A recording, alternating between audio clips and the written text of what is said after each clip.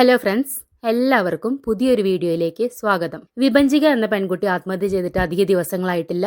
അതിന്റെ വാർത്തകൾ പോലും അവസാനിച്ചിട്ടില്ല. അതേപോലെ തന്നെ ഒരു പെൺകുട്ടി വീണ്ടും ആത്മഹത്യ ചെയ്തിരിക്കുകയാണ്. പേര് അതുല്യ. കൊല്ലത്ത് തേവലക്കര സ്വദേശിയാണ്. അതുല്യയുടെ ഭർത്താവ് സതീഷ് ശങ്കർ ശാസ്താംകോട്ട സ്വദേശി. കൊല്ലം തന്നെ ശാസ്താംകോട്ട സ്വദേശിയാണ്. രണ്ടുപേരും ഷാർജയിലായിരുന്നു താമസിച്ചിരുന്നത്. ഈ പെൺകുട്ടി അതുല്യ എന്ന് പറയുന്ന പെൺകുട്ടി ഇന്നലെ രാത്രി ഷാർജയിലെ ഫ്ളാറ്റിൽ തൂങ്ങി മരിക്കുകയാണ് ഉണ്ടായത്. ഈ പെൺകുട്ടി മരിച്ചതിന്റെ പുറകെ തന്നെ ഇതിനുണ്ടായ കാരണങ്ങളൊക്കെ ഈ പെൺകുട്ടിയുടെ വീട്ടുകാരനെ വെളിപ്പെടുത്തുണ്ടായി, അടുത്ത സുഹൃത്തുക്കളും വെളിപ്പെടുത്തുണ്ടായി. ഈ ഭർത്താവായ സതീഷ് ശങ്കർ ഭയങ്കരമായ ഗാർഹിക പീഡനം നടത്തിയിരുന്ന ആളായിരുന്നു എന്നും അദ്ദേഹം മദ്യത്തിന് അടിമയായിരുന്നു എന്നും സ്ഥിരമായിട്ട് ഉപദ്രവിക്കുകയായിരുന്നു എന്നും വീഡിയോ സഹിതം പുറത്തു വന്നു. എന്നുവെച്ചാൽ മരിച്ച ശേഷം ഈ പെൺകുട്ടി വീഡിയോ അയക്കില്ല, മരിക്കുന്നതിന് എത്രയോ മുൻപ് അയച്ച വീഡിയോകളാണ് ഈ പുറത്തു വന്നിരിക്കുന്നത്. എന്നുവെച്ചാൽ ഈ പെൺകുട്ടി പീഡനത്തിന് ഇരയായിക്കൊണ്ടിരിക്കുകയായിരുന്നു. ഭർത്താവ് ഗാർഹിക പീഡനം നടത്തുന്നുണ്ട്, ഒരുപാട് ഉപദ്രവിക്കുന്നുണ്ട്, ആ കുട്ടിയുടെ ജീവൻ പോലും അപകടത്തിലായിരുന്നു എന്ന് ഈ പെൺകുട്ടിയുടെ വീട്ടുകാർക്ക് അറിയായിരുന്നു, അല്ലെങ്കിൽ സുഹൃത്തുക്കൾക്ക് അറിയായിരുന്നു, എല്ലാവർക്കും അറിയായിരുന്നു എന്നുള്ളതാണ്. അപ്പൊ നമ്മൾ ഈ കേസ് വരുമ്പോൾ തന്നെ ആ ഭർത്താവിനെ ഒരുപാട് ക്രൂശിക്കും.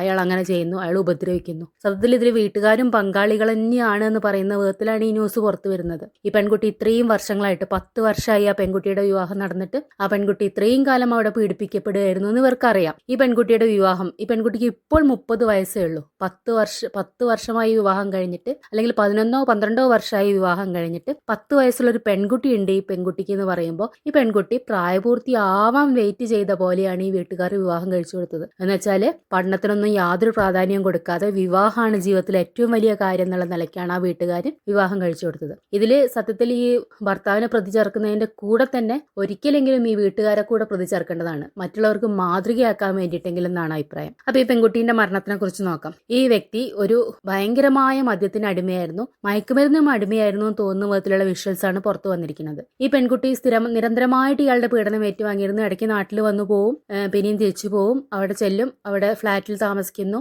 അവിടെ ഇദ്ദേഹം മദ്യപിച്ചു വരുന്നു, ഉപദ്രവിക്കുന്നു, ഇങ്ങനെ മുന്നോട്ട് പോയിക്കൊണ്ടിരിക്കുകയാണ്. ഇതിനിടയിൽ വീട്ടുകാർക്ക് അറിയായിരുന്നു. വീട്ടുകാർ കുറെ തവണ ഈ പെൺകുട്ടിയെ തിരിച്ചു കൊണ്ടുവന്നു. പിന്നെയും ആ വ്യക്തി, ഭർത്താവ് എന്ന് പറയുന്ന വ്യക്തി വന്നിട്ട് കാലും കൈയും പിടിച്ച് ഞാനിനി ഇങ്ങനെയൊന്നും ചെയ്യില്ല, ഇവളില്ലാതെ എനിക്ക് ജീവിക്കാൻ പറ്റില്ല എന്ന് പറയുമ്പോൾ അത് വിശ്വസിച്ച് വീണ്ടും ഇവർ ആ പെൺകുട്ടിയെ പറഞ്ഞു വിടുകയാണ്, അല്ലെങ്കിൽ ആ പെൺകുട്ടി നിർബന്ധിച്ച് പോവുകയാണ്, എനിക്ക് പോകണം അദ്ദേഹത്തിന്റെ കൂടെ എന്ന് പറഞ്ഞ് പോവുകയാണ്. ഈ പെൺകുട്ടിയുടെ വിവാഹം നടന്നത് എങ്ങനെയാണെന്ന് വെച്ചാൽ ഈ പെൺകുട്ടിക്ക് 16 വയസ്സുള്ള സമയത്ത്, +2 കഴിഞ്ഞ സമയത്ത് ഈ പെൺകുട്ടി ഒരു അമ്പലത്തിൽ വെച്ചിട്ട് ഈ വിവാഹം കഴിച്ച ആള് സതീഷ് ശങ്കർ എന്ന് പറഞ്ഞ ആളെ ഒരു അമ്പലത്തിൽ വെച്ചിട്ട് കാണുകയാണ്. അന്ന് അയാൾക്ക് ഈ പെൺകുട്ടിയെക്കാട്ടിലും കുറേ അധികം പ്രായമുണ്ട്, എന്ന് വെച്ചാൽ 10-12 വയസ്സ് ഡിഫറൻസ് ഉണ്ടാവണമായിരിക്കും, പ്രായ വ്യത്യാസം ഉണ്ടെന്ന് പറയുന്നുണ്ട്. അപ്പോൾ വളരെ ഇഷ്ടപ്പെട്ടു. വീട്ടിൽ വന്നിട്ട് ഇദ്ദേഹത്തിന്റെ വീട്ടുകാർ ഈ പെൺകുട്ടിയുടെ വീട്ടിൽ വന്നിട്ട് വിവാഹാലോചിച്ചു. അപ്പോൾ ഈ പെൺകുട്ടി പഠിക്കുകയാണ്, ഇപ്പോൾ കല്യാണം കഴിച്ചു കൊടുക്കാൻ താല്പര്യമില്ല എന്ന് ഒരു ബന്ധുവീട്ടിലാണ് വിവാഹാലോചിച്ചത്. ആ ബന്ധുക്കൾ പറഞ്ഞു വെച്ചാലും പിന്നീട് ഇദ്ദേഹത്തിന്റെ അമ്മ ഈ പെൺകുട്ടിയുടെ വീട്ടിൽ വന്നിട്ട് ഇദ്ദേഹം വളരെ നല്ല ജോലിയാണ്, എഞ്ചിനീയർ ആണ്, 2 ലക്ഷം രൂപ എന്തോ സാലറി ഉണ്ട്, നല്ല ബന്ധമാണ്, നിങ്ങളിത് കഴിച്ചു കൊടുക്ക്, നിങ്ങൾ ഇപ്പം തീരുമാനിച്ചു വെച്ചിട്ട് പിന്നീട് പ്രായപൂർത്തിയായ ശേഷം 18-19 വയസ്സായ ശേഷം വിവാഹം നടത്തിയാൽ മതി എന്നൊക്കെ ഇവരെ ബ്രെയിൻ വാഷ് ചെയ്തിട്ട്. അപ്പം ഇവർ നോക്കുമ്പോൾ ശരിയാണ്, ഇവരെ സംബന്ധിച്ച് വരാവുന്നതിന്റെ മാക്സിമം നല്ലൊരു ആലോചനയാണ്, 2 ലക്ഷം രൂപയൊക്കെ ഗൾഫിൽ സാലറി ഉള്ള ഒരാളാണ്. അങ്ങനെ ഇവർ എൻഗേജ്മെന്റ് നടത്തുന്നു. എന്ന് വെച്ചാൽ പ്രായപൂർത്തിയാവാത്ത ഈ പെൺകുട്ടീനെ വീട്ടുകാർ പഠനത്തിന് പോലും പ്രാധാന്യം കൊടുക്കാതെ, ആ കുട്ടി +2 പഠിക്കുന്ന കുട്ടി, ചിലപ്പോൾ പഠിക്കാത്ത കുട്ടിയായിരിക്കാം, എന്നാലും ആ കുട്ടി ഒരു ഡിഗ്രിയോ PG ആവുന്ന സമയത്ത് ആ കുട്ടിയുടെ സ്റ്റഡി ലെവൽ മാറാവുന്നേ ഉള്ളൂ, ആ കുട്ടി പഠിക്കുന്ന കുട്ടിയായി മാറാവുന്നേ ഉള്ളൂ, നല്ല ജോലി നേടാവുന്നേ ഉള്ളൂ. അതൊന്നും ശ്രദ്ധിക്കാതെ അവർ ആ വിവാഹത്തിന് സമ്മതം മൂളി എൻഗേജ്മെന്റ് നടത്തി. ഇപ്പൊ ബന്ധുക്കൾ പറയുന്നുണ്ട് എൻഗേജ്മെന്റ് മുതലേ ഈ പയ്യൻ ഭയങ്കര കുഴപ്പക്കാരനായിരുന്നു, ഭയങ്കരമായിട്ട് ഈ കുട്ടീനെ മാനസികമായിട്ടോ ഒക്കെ പീഡിപ്പിച്ചിരുന്നു എന്ന് പറയുന്നു. അന്ന് അവർക്ക് ആ വിവാഹം വേണ്ടാന്ന് വെക്കായിരുന്നു.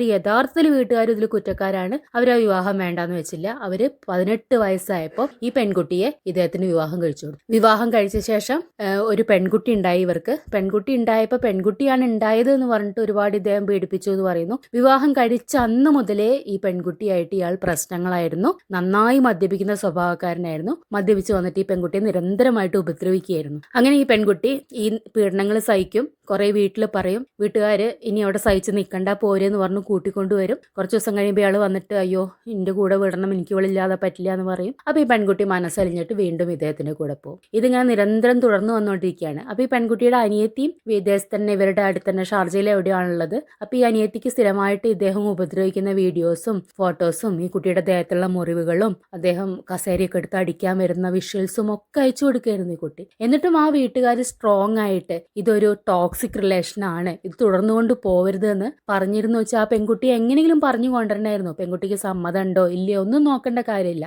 ഇതൊരു ടോക്സിക് റിലേഷൻ ആണ് തിരിച്ചറിയാനുള്ള കഴിവ് ചിലപ്പോൾ ആ പെൺകുട്ടിക്ക് ഉണ്ടാവില്ല. 18 വയസ്സിൽ കല്യാണം കഴിഞ്ഞ പോയ പെൺകുട്ടി എന്ന് പറഞ്ഞാൽ ആ കുട്ടിക്ക് അത്രമാത്രം പക്വത ഉണ്ടാവണമെന്നോ അറിവ് ഉണ്ടാവണമെന്നോ ഇല്ല. പക്ഷെ ആ കുട്ടിയുടെ മാതാപിതാക്കളോ ബന്ധുക്കളോ അവർക്ക് ആർക്കെങ്കിലും ഇത് തിരിച്ചറിയണമായിരുന്നു ഇത്രയൊരു ടോക്സിക് റിലേഷനിൽ മുന്നോട്ട് പോകരുത് എന്ന്. ഇപ്പൊ നമ്മളെ മാനസികമായിട്ട് പീഡിപ്പിക്കുന്ന ഒരാളാണെന്ന് വെക്കാം, നമുക്ക് നല്ല സ്ട്രോങ് ആയിട്ടുള്ള മനസ്സുണ്ട്, അങ്ങനെ മാനസികമായി പീഡിപ്പിച്ചാലൊന്നും തകർന്നു പോകുന്ന ആളല്ല നമ്മൾ. അപ്പം നമ്മളെ കുട്ടികളുണ്ട്, നമ്മളെ വിവാഹ ജീവിതം തകർന്നു പോയാൽ ഇന്ന പ്രശ്നങ്ങളുണ്ട് ഒക്കെ മനസ്സിലാക്കിയിട്ട് നമ്മളത് ആ വിവാഹ ജീവിതം മുന്നോട്ട് കൊണ്ടുപോവുകയാണെങ്കിലും നമുക്ക് പ്രത്യേകിച്ച് നഷ്ടങ്ങൾ എന്ന് പറയാവുന്ന ഒന്നും സംഭവിക്കാനില്ല. നമുക്കതൊരു പക്ഷെ അതിജീവിക്കാൻ സാധിക്കും. അയാൾ എന്തെങ്കിലും ചെയ്തോട്ടെ, മാനസികമായിട്ട് പീഡിപ്പിക്കുന്നു അല്ലെങ്കിൽ അതും ഇതും പറയുന്നു, അയാളെ മൈൻഡ് ചെയ്യാതിരുന്നാൽ മതി എന്ന് വിചാരിച്ചിട്ട് മുന്നോട്ട് പോവുകയാണെങ്കിൽ അത് ഓക്കെ എന്ന് നമുക്ക് പറയാം. പക്ഷെ നമ്മളെ ശാരീരികമായിട്ട് ഉപദ്രവിക്കുന്ന ഒരാളാണെങ്കിൽ അയാളുടെ ഒരു അടി മതിയാവും ചിലപ്പോൾ നമ്മളെ ജീവൻ പോകാനായിട്ട്. നമ്മളെ ലൈഫ് കളയുന്ന, നമ്മുടെ ജീവൻ കളയുന്ന ഒരു വ്യക്തിയുടെ കൂടെ എന്തിനാണ് നിങ്ങൾ മുന്നോട്ട് തുടർന്നു പോകുന്നതെന്ന് പെൺകുട്ടികൾ ചിന്തിക്കണം. ഇത് പെൺകുട്ടികളെ വളർത്തുന്ന അച്ഛനമ്മമാരും ബന്ധുക്കളും ഒക്കെ മനസ്സിലാക്കേണ്ട കാര്യമാണ്. ഈ ടോക്സിക് ആയിട്ടുള്ള റിലേഷനിൽ നിങ്ങൾ ഒരിക്കലും തുടർന്നു പോകരുത്. നിങ്ങൾക്ക് ചിലപ്പോൾ സമൂഹം നിങ്ങൾ അയ്യോ അവൾ ഡൈവോഴ്സായി വന്നു, അവളുടെ സ്വഭാവം ശരിയല്ല, അവൾ അങ്ങനെയാണ് ഇങ്ങനെയാണെന്ന് പറയായിരിക്കും.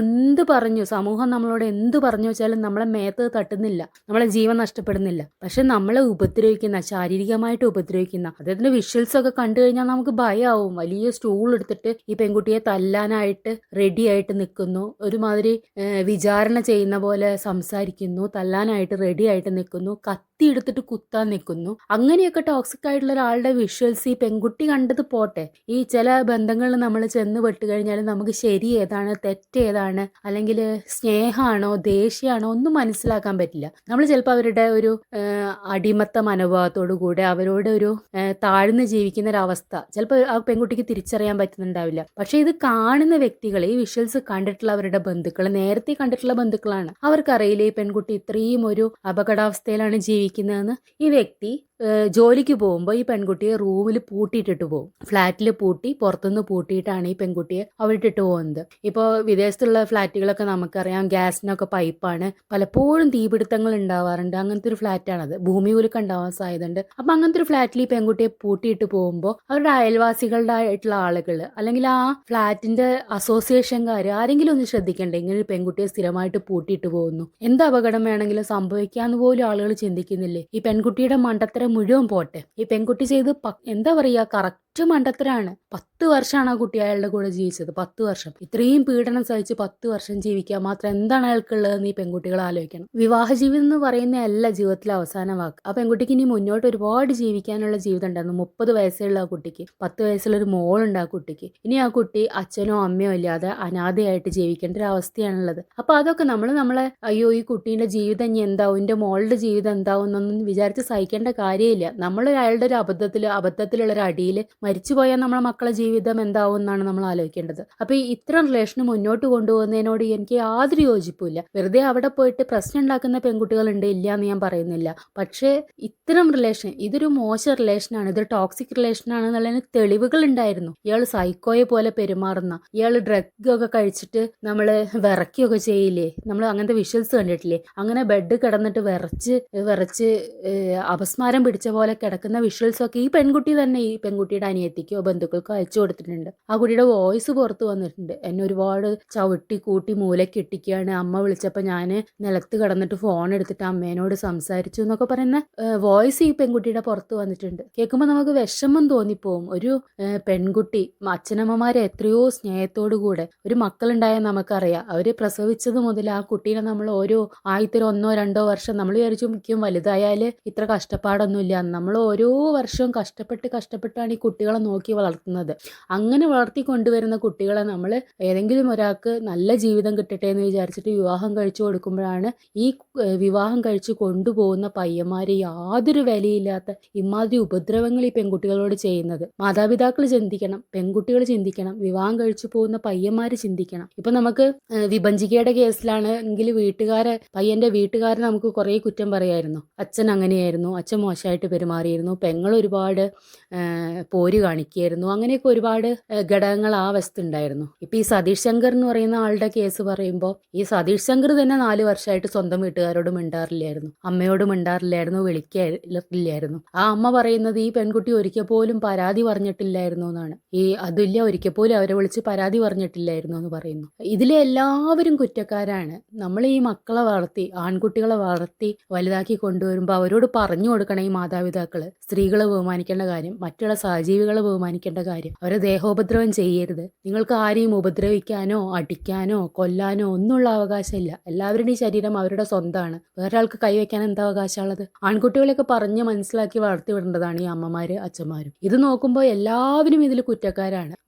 ഡിവോഴ്സായിട്ട് വരുന്ന പെൺകുട്ടികളെ അവള് ശരിയല്ല അതുകൊണ്ട് ഡിവോഴ്സായി വരുന്നു എന്ന് പറയുന്ന സമൂഹം പോലും ഇതിൽ കുറ്റക്കാരാണ്. നമ്മളിപ്പോൾ ഏതൊരു പെൺകുട്ടി മോശം ബന്ധങ്ങൾക്ക് പോകുമ്പോഴും നമ്മൾ അതിൻ്റെ അടിയിൽ പോയിട്ട് കുറേ കമന്റ് ഇടും, അവളങ്ങനെ അവളിങ്ങനെയെന്ന് കമന്റ് ഇടും. എല്ലാത്തിനും സമൂഹം കുറ്റക്കാരാണെന്ന് പറയാം. ഇപ്പൊ ഒരു പെൺകുട്ടി ഒരു റിലേഷനിൽ നിന്ന് പുറത്തു വരാൻ പേടിക്കുന്നത്, ഞാൻ പുറത്തു വരുമ്പോൾ ആളുകൾ എന്തു പറയും, ഞാൻ ഡിവോഴ്സായി വീട്ടിൽ വന്നു നിന്നാൽ ആളുകൾ എന്തു പറയും. മാതാപിതാക്കളും ചിന്തിക്കുന്നത് അയ്യോ എൻ്റെ മോൾ ഡിവോഴ്സായിട്ട് വന്നു എന്തു പറയും, അയൽവക്കക്കാരെന്തു പറയും, ബന്ധുക്കൾ എന്തു പറയും എന്ന് വിചാരിക്കുന്നുണ്ട്. അതൊന്നും ഒരു ശരിയായ കാര്യമല്ല. ഇപ്പൊ ബന്ധുക്കൾ എന്തു പറഞ്ഞാൽ നമുക്ക് എന്താ? ആ പെൺകുട്ടി തിരിച്ച് ഈ വീട്ടിൽ വന്നിട്ട് ആ ബന്ധം വേണ്ടാന്ന് വെച്ചിട്ട് വീട്ടിൽ വന്നിരുന്നു വെച്ചാൽ ആ പെൺകുട്ടി ജീവനോടെ നമ്മളെ കൂടെ ഉണ്ട്. നമ്മൾ വളർത്തി വലുതാക്കിയ കുട്ടി നമ്മളെ കൂടെ ജീവനോടെ ഇരിക്കുക എന്നുള്ളതാണ് മാതാപിതാക്കൾ എപ്പോഴും ചിന്തിക്കേണ്ട കാര്യം. ആ പെൺകുട്ടി പിന്നീട് എങ്ങനെ ജീവിക്കും ഒന്നും ചിന്തിക്കേണ്ട കാര്യമില്ല. മാതാപിതാക്കൾക്ക് എന്തെങ്കിലും സ്വത്തുണ്ടെങ്കിൽ ആ കുട്ടിക്ക് ഒരു നേരം ഭക്ഷണം കൊടുക്കാനുള്ള കഴിവുണ്ടെങ്കിൽ ആ കുട്ടി ജീവിക്കും, അല്ലെങ്കിൽ ആ പെൺകുട്ടി എന്തെങ്കിലും ജോലി ചെയ്ത് ജീവിക്കും. ഇപ്പൊ ആ കുട്ടി ഭർത്താവിന്റെ കൂടെ ആകുമ്പോൾ തന്നെ 2 3 തവണ ജോലിക്ക് പോയി. ഒരു ലുലുമാളിൽ എന്തോ ജോലിക്ക് പോയി എന്ന് പറയുന്നു, പിന്നെ വേറൊരു സ്ഥാപനത്തിൽ ജോലിക്ക് പോയി എന്ന് പറയുന്നു. ഒരു സ്ഥാപനത്തിൽ ജോലിക്ക് പോയപ്പോൾ ഭർത്താവ് ഈ പെൺകുട്ടിയോട് ചോദിച്ചു അത്രേ, അവിടെയുള്ള ഏതോ മാനേജറോ ഏതോ ഒരാള് എങ്ങനെയുണ്ട് കാണാൻ, സുന്ദരനാണോ ചോദിച്ചു അത്രേ. ഇദ്ദേഹം സംശയരോഗി ആയതുകൊണ്ട് ഈ പെൺകുട്ടി പറഞ്ഞേ ഒരു കാണാനൊരു രസവും ഇല്ല എന്ന് പറഞ്ഞു അത്രേ. പിറ്റേ ദിവസം ഇയാൾ ഓഫീസിൽ വന്നിട്ട് ഈ വ്യക്തിയെ കണ്ടപ്പോൾ അദ്ദേഹം വളരെ സുന്ദരനായ ഒരു വ്യക്തിയായിരുന്നു. സംശയരോഗിയായ ഇയാള് പിറ്റേ ദിവസം മുതൽ ഈ പെൺകുട്ടിയെ ജോലിക്ക് വിട്ടില്ല, ലുലുമാളിൽ ജോലിക്ക് വിട്ടില്ല, എവിടെയും ജോലിക്ക് വിട്ടില്ല. ഈ കുട്ടിയെ അടച്ചിട്ടു. ഒരു വീടിന്റെ ഉള്ളിൽ അടച്ചിട്ടിട്ട് ഡോർ അടച്ചിട്ട് പോകുന്ന ഒരു ഭർത്താവ് എന്ന് പറഞ്ഞാൽ നമ്മൾ സിനിമയിലൊക്കെ കണ്ടിട്ടുണ്ട്. ഏതൊക്കെയോ സിനിമയിൽ പട്ടിക അടിച്ചിട്ട് വാതിൽമ പട്ടിക അടിച്ച് പോകുന്ന ഭർത്താക്കന്മാരെയൊക്കെ കണ്ടിട്ടുണ്ട്. അവരെയൊക്കെ നമ്മൾ വളരെ പുച്ഛത്തോടു കൂടിയാണ് നോക്കുന്നത്. സംശയരോഗിയായിട്ടുള്ള ഒരു ഭർത്താവ് എന്നുള്ളതിൽ പുച്ഛത്തോടു കൂടെ. ഇദ്ദേഹത്തിന് രോഗമായിരുന്നു, മാനസിക രോഗമായിരുന്നു എന്ന് പറയാം, സംശയരോഗം എന്ന് പറയുന്ന രോഗമായിരുന്നു. ഇതൊക്കെ കഴിഞ്ഞിട്ട് ഇദ്ദേഹത്തിന്റെ ഒരു വോയിസ് ക്ലിപ്പ് വന്നിട്ടുണ്ട്. എന്ന് വെച്ചാൽ ഈ അതുല്യ എന്ന് പറഞ്ഞ പെൺകുട്ടി മരിച്ച ശേഷം സതീഷ് ശങ്കർ എന്ന് പറയുന്ന ആളുടെ ഒരു വോയിസ് ക്ലിപ്പ് ഏതോ ഒരു ഫ്രണ്ടിന് അയച്ചു കൊടുത്തൊരു വോയിസ് ക്ലിപ്പ് വന്നിട്ടുണ്ട്. അതിൽ അയാൾ പറയുന്നത്, ഞാൻ പുറത്തുപോയി വളരെ നിസ്സാരമായിട്ട്, ഞാൻ പുറത്തുപോയി, വീക്കെൻഡ് അല്ലേ, വീക്കെൻഡ് ആകുമ്പോൾ നമ്മൾ 2 അടിക്കുമല്ലോ. അപ്പോൾ എന്ന് വെച്ചാൽ മദ്യപാനത്തിന് നിസ്സാരമായിട്ട് പറയുകയാണ്. നമ്മൾ ഏതൊരു ലഹരി വസ്തു, നമ്മുടെ സ്വഭാവത്തിനെ സ്വാധീനിക്കുന്ന ഒരു ലഹരി വസ്തു ഉപയോഗിക്കുക എന്നുള്ളത് അത് തെറ്റായിട്ടുള്ള കാര്യമാണ്. ഇപ്പൊ ഒരു വ്യക്തി സിഗരറ്റ് വലിക്കുന്നു എന്ന് പറഞ്ഞാൽ ആ വ്യക്തിയുടെ സ്വഭാവത്തിന് മാറ്റങ്ങളൊന്നും വരില്ല. ചിലപ്പോൾ അയാളുടെ പാസീവ് സ്മോക്കിംഗ് എന്ന് പറയാൻ അയാളുടെ പുക അടുത്തിരിക്കുന്നവർക്കൊക്കെ ഡിസ്റ്റർബൻസ് ആവുന്നുണ്ടായിരിക്കാം. പക്ഷെ അയാൾ കുറച്ച് ദൂരെ പോയി വലിക്കുന്നു, അത് അയാളുടെ സ്വഭാവത്തിനെ സ്വാധീനിക്കുന്നില്ല. മറ്റുള്ളവരുടെ ദേഹത്തേക്ക് കയറാനോ മറ്റുള്ളവരെ ചീത്ത വിളിക്കാനോ ഒന്നും വരുന്ന വിധത്തിൽ അയാളുടെ സ്വഭാവത്തെ സ്വാധീനിക്കുന്നതല്ല. അതൊഴിച്ചിട്ട് ഇപ്പൊ ഒരു മൂക്കുപൊടി വലിക്കുന്നു പണ്ടുള്ളവര്, അതൊന്നും നമ്മളെ ഒന്നും ബാധിക്കുന്ന കാര്യമല്ല. പക്ഷെ മദ്യപിക്കുന്ന ഒരാളെന്ന് പറഞ്ഞാൽ മദ്യപിക്കുന്നതോടുകൂടെ അയാളുടെ സ്വഭാവം തന്നെ മാറിപ്പോവാണ്. അയാൾ എന്ത് പെരുമാറുന്നു, എന്ത് ചെയ്യുന്നു, മദ്യപിക്കുന്ന സമയത്ത് എന്ത് ചെയ്യുന്നു എന്ന് അയാളുടെ കൺട്രോളിലുള്ള കാര്യമല്ല. അപ്പോൾ അത് നിസ്സാര കാര്യമായിട്ട് കാണേണ്ട കാര്യമല്ല.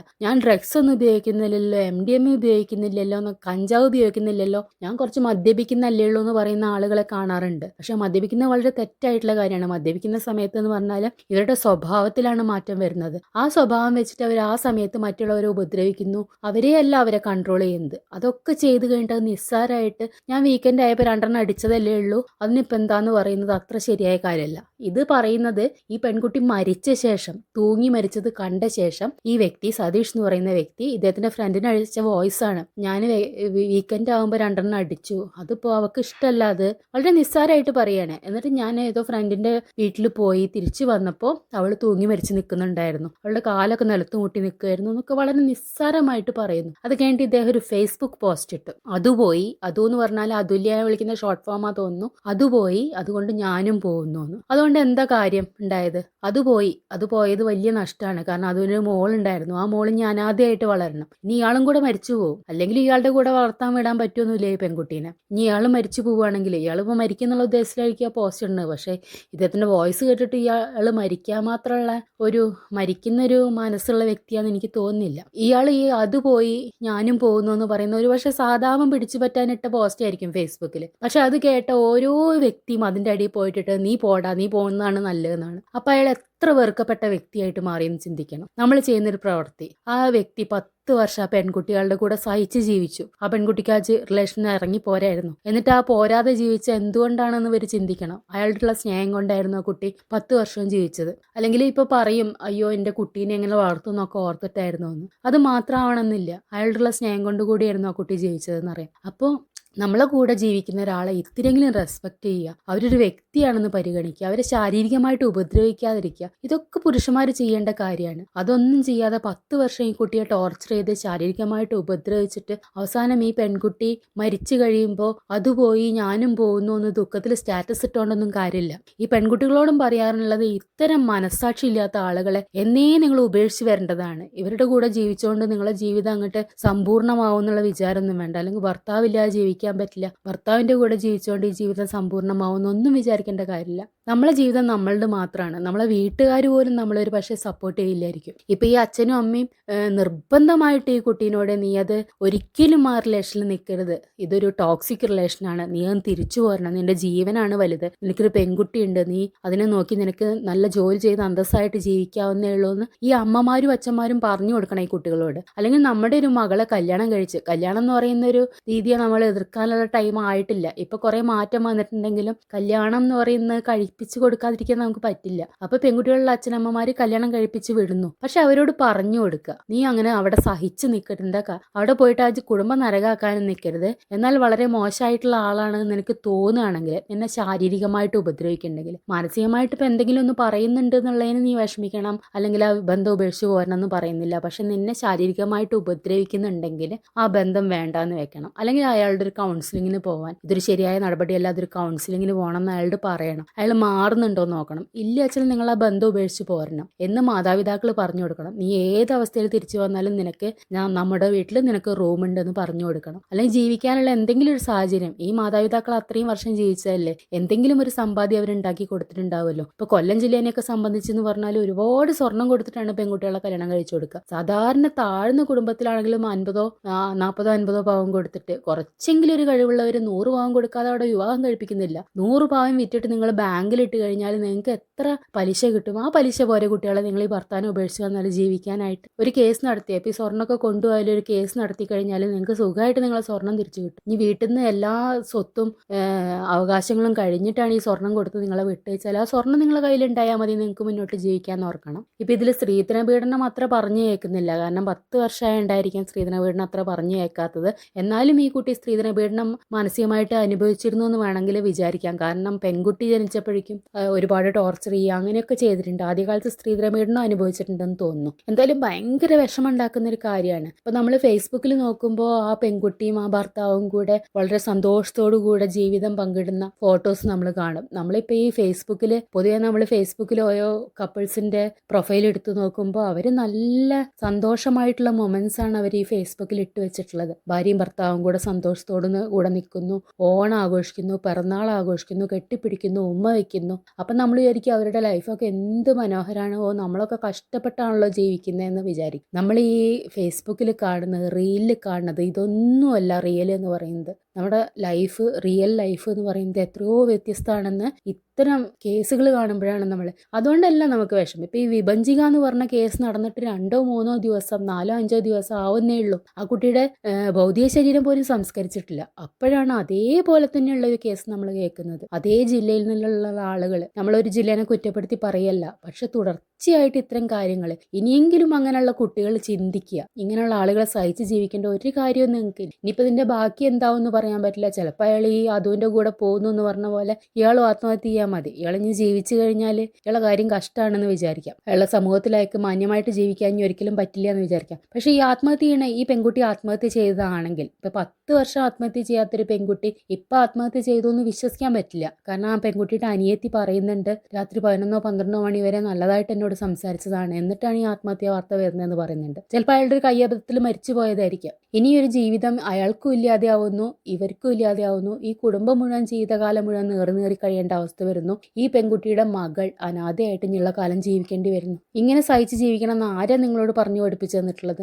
ആരും ഒന്നും സഹിക്കേണ്ട കാര്യമില്ല. നമ്മളൊരു നല്ല പ്രായത്തിൽ വിദ്യാഭ്യാസം നേടിയെടുക്കുക. ഇപ്പൊ ഈ പെൺകുട്ടി എന്ന് പറഞ്ഞാൽ 16 +2 കഴിഞ്ഞ സമയത്ത് വീട്ടുകാർ കല്യാണം ഉറപ്പിച്ചു. വിവാഹമാണ് ജീവിതത്തിലെ ഏറ്റവും വലിയ കാര്യം വെച്ചിട്ട് വിവാഹം ഉറപ്പിച്ചു. ആ പെൺകുട്ടി ഒരു ഡിഗ്രി എങ്കിലും കംപ്ലീറ്റ് ചെയ്തായിരുന്നു വെച്ചാൽ ആ പെൺകുട്ടി തിരിച്ചു വന്ന് എന്തെങ്കിലും ഒരു കോഴ്സ് ചെയ്ത് എന്തെങ്കിലും ഒരു ജോലിക്ക് ആ കുട്ടിക്ക് പോവായിരുന്നു. അതിനുള്ള അവസരം പോലും ആ കുട്ടിക്ക് ഉണ്ടായില്ല. അതുകൊണ്ട് പെൺകുട്ടികൾ മനസ്സിലാക്കേണ്ട കാര്യം, ഉള്ള കാലത്ത് നന്നായിട്ട് വിദ്യാഭ്യാസം നേടുക, എന്നിട്ട് വിവാഹത്തിനെ കുറിച്ച് ചിന്തിക്കുക. നിങ്ങൾക്ക് സ്വന്തമായിട്ടൊരു ജോലി ഉണ്ടെങ്കിൽ, നിങ്ങളിപ്പോൾ ഈ വിവാഹ ജീവിതത്തിൽ നിന്ന് പുറത്ത് വരുമ്പോൾ നിങ്ങൾക്ക് സ്വന്തമായിട്ടൊരു ജോലി ഉണ്ടെച്ചാൽ നിങ്ങൾക്ക് ആരും ആശ്രയിക്കേണ്ട കാര്യമില്ല. അല്ലെങ്കിൽ തന്നെ ഇന്നത്തെ കാലത്ത് ഒരു ജോലിക്ക് എന്ത് ബുദ്ധിമുട്ട്, എന്തെങ്കിലും ഒരു ജോലി നേടിയെടുത്തൂടെ, എന്നിട്ട് ജീവിച്ചൂടെ? എന്തിനാണ് ഈ ആത്മഹത്യ ചെയ്യുന്നത്? അല്ലെങ്കിൽ എന്തിനാണ് ഈ ഭർത്താക്കന്മാരെങ്ങനെ സഹിച്ചിട്ട് നിങ്ങൾ അവരുടെ കൊലക്കത്തിക്ക് ഇരയാവാൻ പോകുന്നത്? അയാളുടെ വിഷ്വലൊക്കെ കണ്ടു കഴിഞ്ഞാൽ കത്തി പിടിച്ച് നിൽക്കുന്നു, അയാൾ സൈക്കോ ആയിട്ട് നിൽക്കുന്നു. ഇങ്ങനത്തെ ആളുകൾ എന്തിനാ പെൺകുട്ടി 10 വർഷം സഹിച്ചു എന്ന് ഓർത്തു പോവാണ്. ഇപ്പൊ ഇന്നലെ രാത്രി ഞാൻ വളരെ ദുഃഖത്തോട് കൂടെ കേട്ടൊരു വാർത്തയാണ്. നമ്മൾ വിഭജികയുടെ വിഷമം നമുക്ക് മാറിയിട്ടില്ല. അതിനു മുൻപ് വിസ്മയുടെ ഉണ്ട്, അതിനു മുൻപ് ഉത്തരയുടെ ഉണ്ട്, എത്രയോ കേസുകൾ. അതിനു മുൻപ് ഒരു കൃതി പറഞ്ഞ പെൺകുട്ടി, കുണ്ടറ എവിടെയുള്ള ഒരു പെൺകുട്ടി, നമ്മൾ ഒരുപാട് വാർത്തകൾ കേൾക്കുന്നുണ്ട്. അങ്ങനെ അതിനു മുൻപ് സ്ത്രീധനം ചോദിച്ചു എന്നുള്ള പേരിൽ